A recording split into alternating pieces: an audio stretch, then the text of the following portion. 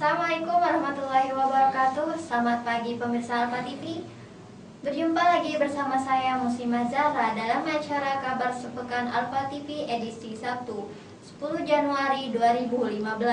Pagi ini kami akan menemani weekend Anda dengan serangkaian acara yang menarik yang tentunya akan membuat Anda terhibur dengan informasi-informasi yang bermanfaat. Baik pemirsa, kita awali dengan berita kabar pagi.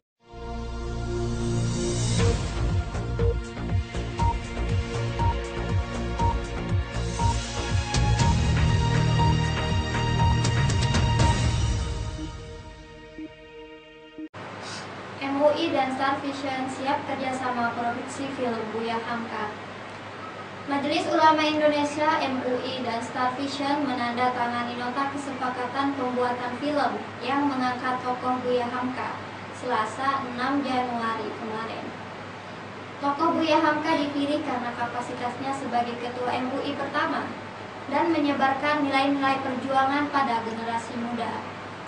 Ketua Umum MUI Din Syamsuddin menyambut baik kerjasama ini dan berharap film ini dapat diputar di bioskop-bioskop pada perayaan Idul Adha tahun depan. Sementara itu, Direktur Star Vision Ken Parwes mengaku senang membuat film tentang kisah Buya Hamka karena Buya Hamka adalah sosok idolanya dan ini adalah bagian amanat yang besar. Setelah penandatanganan tersebut, dia sudah bisa mulai bekerja untuk menyusun bagian mana yang menarik dari kisah Buya Hamka.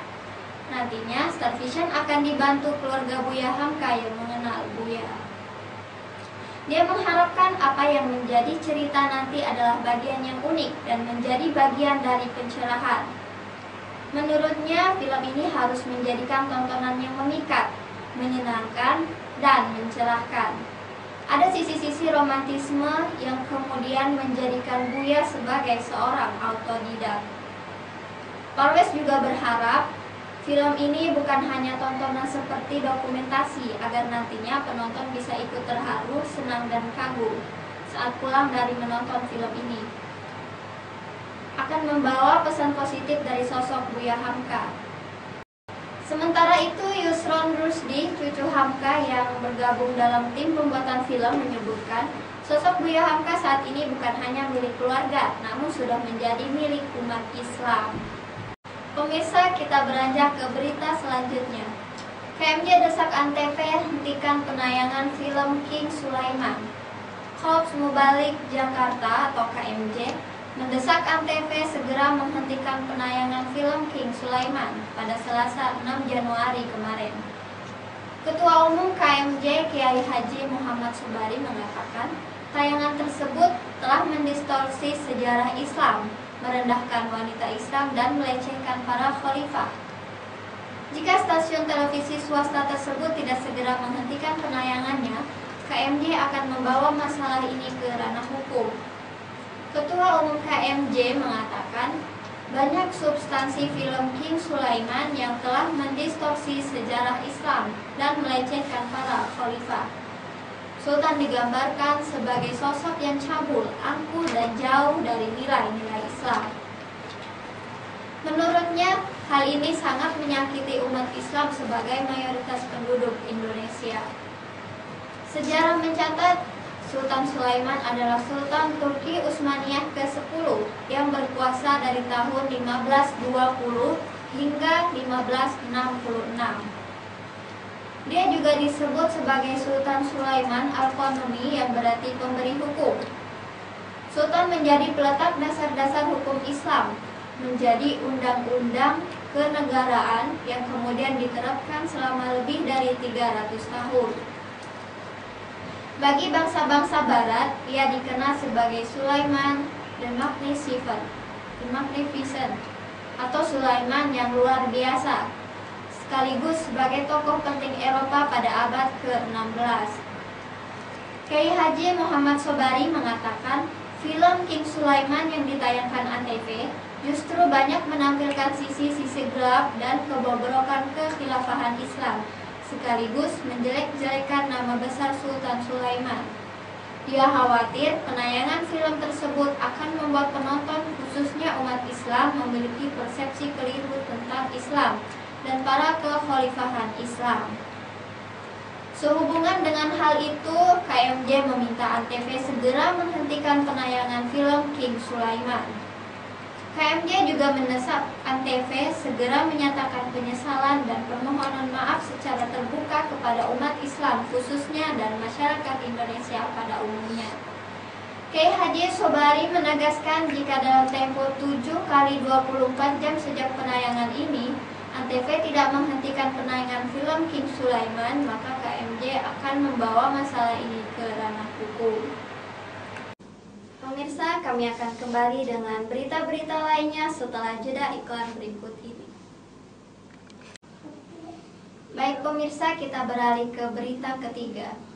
Berita kembali dari Majelis Ulama Indonesia.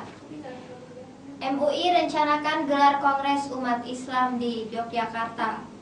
Ketua Umum Majelis Ulama Indonesia MUI Din Syamsuddin mengatakan Kongres Umat Islam Indonesia KUII rencananya akan digelar pada 8 hingga 11 Februari 2015 di Yogyakarta. Pertemuan ini rencananya akan membahas sejumlah masalah strategis. Menurut Din Syamsuddin, KUII merupakan kongres ke-6 yang diselenggarakan oleh Majelis Ulama Indonesia MUI. Kongres ini sudah ada sejak sebelum Indonesia merdeka. Dan MUI kembali menghidupkannya di tahun 1999. KUII mengambil tema penguatan peran politik, ekonomi, dan sosial budaya umat Islam untuk Indonesia yang berkeadilan dan berperadaban. MUI juga akan mengundang Presiden Joko Widodo untuk membuka acara tersebut dan Wakil Presiden Yusuf Kala untuk menutup acara. Sementara Ketua Panitia Kongres Umat Islam KUI, Slamet Effendi Yusuf mengatakan Kongres akan mengajak bersatunya umat Islam. Menurut Slamet, KUII tersebut akan menyoroti sejumlah tantangan yang dihadapi sampai saat ini.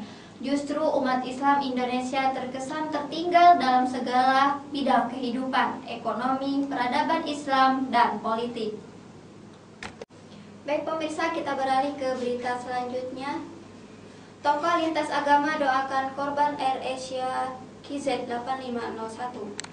Tokoh lintas agama berjaga di RSUD Sultan Imaduddin Pangkalan Bun untuk mendoakan setiap jenazah korban AirAsia yang dievakuasi ke rumah sakit pada Rabu 7 Januari kemarin. Salah seorang ulama Haji Soleh Ansori mengatakan mereka sudah ikut membantu sejak korban-korban ditemukan dan dievakuasi ke rumah sakit tersebut. Tidak hanya Ansori, pemuka agama lainnya juga hadir di rumah sakit. Mereka bersama-sama masuk dan mendoakan setiap jenazah korban AirAsia yang sudah dikemas di posko D6 di rumah sakit tersebut sebelum diberangkatkan ke Surabaya. Para tokoh agama ini sepakat bersama-sama mendoakan setiap jenazah sesuai dengan tata cara agama masing-masing. Alasannya, jenazah yang dievakuasi ke rumah sakit tersebut belum diketahui identitasnya, sehingga tidak diketahui pula agama yang dianut oleh korban. Meski kini jumlah korban yang ditemukan dan dievakuasi setiap harinya mulai berkurang, namun para pemuka agama ini tetap setia menjalankan tugas secara sukarela. Mereka selalu hadir setiap ada jenazah yang dievakuasi. Ansori juga mengajak seluruh umat untuk mendoakan para korban dan keluarga yang ditinggalkan. Pesawat AirAsia KZ8501 dinyatakan hilang kontak di perairan Selat Kalimata pada Minggu 28 Desember 2014 lalu. Setelah 8 menit lepas landas dari Surabaya menuju Singapura. Saat kejadian, pesawat naas tersebut mengangkut 155 penumpang dan 7 kru pesawat. Hingga Rabu 7 Januari 2015 siang, sudah ada 39 jenazah yang berhasil dievakuasi dan sudah diterbangkan ke Surabaya.